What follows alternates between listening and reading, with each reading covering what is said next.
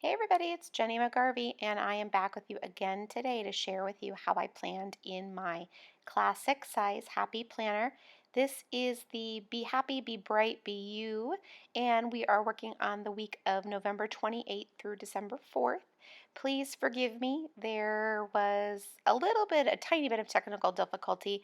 First of all, I hadn't filmed or voiced over or done anything really with my planner in well over a week. And I know you're thinking, oh my gosh, a week. But for somebody who plans several days a week, this was kind of like I felt a little rusty, which is kind of weird. And then also, I kept getting called away while I was planning. So, anyway, for this particular week in this planner, the colors are red, turquoise, and like a lime green. I love this color scheme anyway. It's one of my favorites. So, I decided to go with this one because I felt like it's an awesome color scheme and I love it. But then B, it really lends itself to easing on into Christmas. So, and I did want to have Christmas flair this week since we're really now into the season of that, so I decided that those colors would work really well with that. I'm using mostly Scraptastic Club stickers and then some stamps from Sweet Stamp Shop as well. As you can see, put down those hexagons, which are awesome and I love them, but I needed to move them because I didn't really leave enough space for what I wanted to add also right below there before my to-do list. I'm using mostly the November 2016 Plan On It kit stickers, but then I also added some from July as well because there was a really cool lime green color in there, and I knew I would have a lot to work with. For my stamping, I'm just going to use my traditional black VersaFine. I really like how bold it is, and this week is really all about totally getting things done. So I wanted to make sure that the stamping stood out when I used it. So as you can see, I'm flipping through a bunch of stickers that are in my stash because once I get a couple of months out, I add all of the stickers just into my organizational system for the stash of stickers.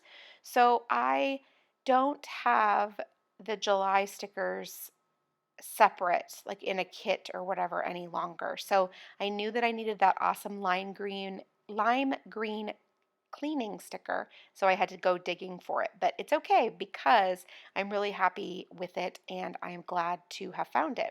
Now, here's one of the ways that I store my random stickers. Like if I purchase a couple from one store on Etsy or a couple from another, I store them in that clear plastic pouch. It is from Kaiser Craft. It's got a little zipper on the top. It's really great. I do like it a lot. It's pretty sturdy and it holds quite a few sheets of stickers.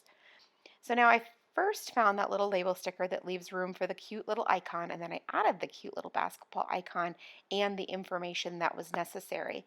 Now, one of the things that I find is kind of one of the most important things for me as I plan is having abbreviations that work for me. So maybe you read some of my abbreviations and you think one thing, but it's not what I'm intending it for. That is a-okay because everybody should have their own little abbreviation system that works for them. Because my handwriting is pretty big, I'm not able to get all of the things that I need to say down in my planner. I mostly have to abbreviate different things. And so that's why having different little codes or keys for certain activities or events is really what's most practical for me. Now, as you can see, I'm adding things to my Monday to-do list. Sometimes while I'm planning, I'm really focused on what's going on that week. And so I just kind of naturally start to write things down and sort of mentally check things off. So I might as well add them when I'm planning because that's when I really am feeling super productive. As you can see, I pre-plan using sticky notes. I most often use the ones from the Happy Planner because they are a great size, they're very sticky, and they're always super cute. So they're really just a fun way for me to pre-plan. Planning for me is 100% functional to keep me on track, to keep my life going the way that I need it to, but there is no reason why functional can't be cute too. And so that's kind of why I add stickers and stamping because I love them. They really speak to me and then I feel so much more productive and I want to refer back to my planner because I love how it looks and I had so much fun creating it. So now we're moving on to Tuesday, and when I'm placing the different stickers down for my events and activities, I'm trying to be cognizant of where I'm placing them. I do want to leave a little bit of room for decoration, Now, when I say that, decoration is not my focus. It's definitely a second place to function.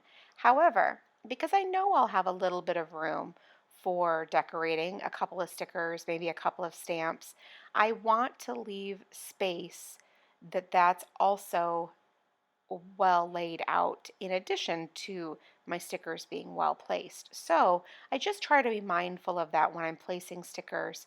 Where is there going to be a big block? Where is there going to be room to add them? That type of thing. Now you can see for Tuesday afternoon, I added one of my very favorite techniques, which is the little arrow sticker pointing to the icon. I just love it. I always think it's absolutely adorable, and having a cute little basketball like that certainly doesn't help. Now adding the Wednesday morning late start, which is traditional if you've watched any of my videos before, and those really cute little school buses from the Date Team Planner. What's even funnier about that is that I actually drive my son to school that day, and my friend does not take him, so I feel like a school bus when I'm taking 3 high schoolers to the high school. So now I'm also adding my little meal planning stickers down at the bottom in addition to my to-do. That's probably where the most action happens in my planner, is that bottom box. It's where my to-do list gets created, it's where it gets checked off, it's where things get shifted to the next day, and then I also add dinner plans down there as well.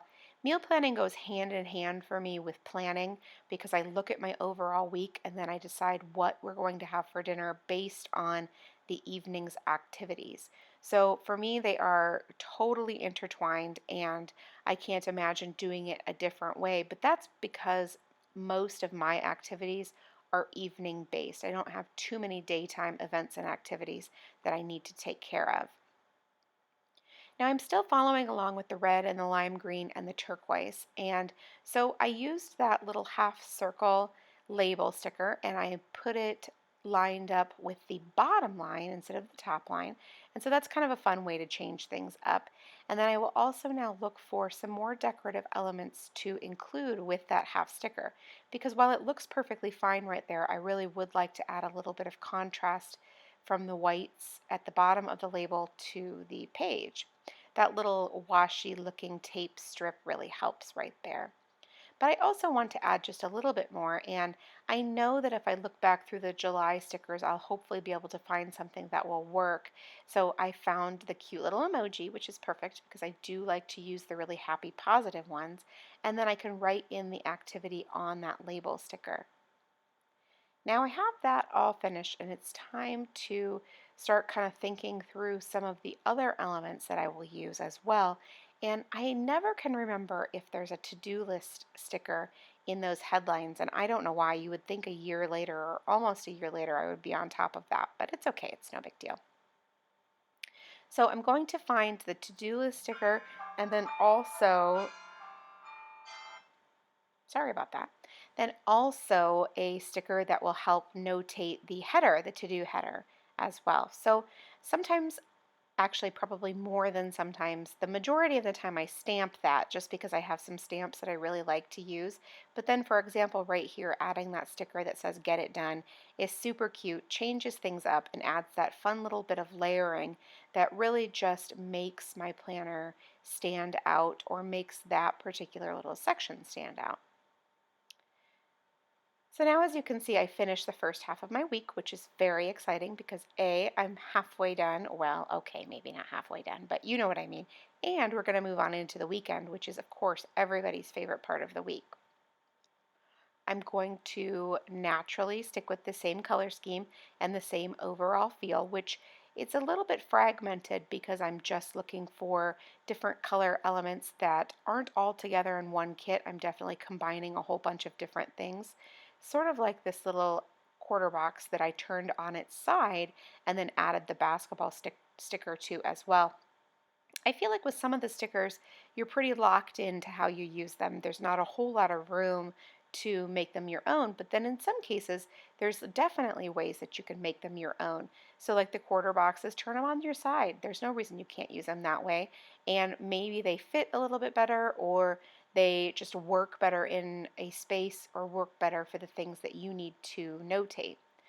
Now, because I'm writing down an event that is a Christmas program at school, I do want to use a super cute little Christmas sticker to decorate that. And so I'm just looking through this Happy Planner sticker book to find one that will work because not everything is going to fit. It's not going to make it the way that I want it. So like for example, I put down that clear sticker, but it didn't look right. It's totally not where I wanted it. So I just peeled it right back up and I moved it to the bottom. And that's one of the things I like about stickers is that I can move them around a little bit.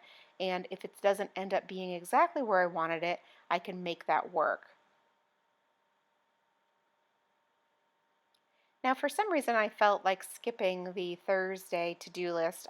I couldn't even begin to tell you why I did that, but sometimes it's because I need to look for a specific something, or I'm not exactly sure what I want to use there, and so I need to think about it, or something like that. Because as you know, I don't like to use the same sticker each and every day. I like to change it up a little bit so that my eye can continue to move around the page and move from day to day and keep things from getting missed. I'm going to use a couple of different colored label stickers. These are some of the smaller ones from Scraptastic Club, a red and a green, to notate one singular event.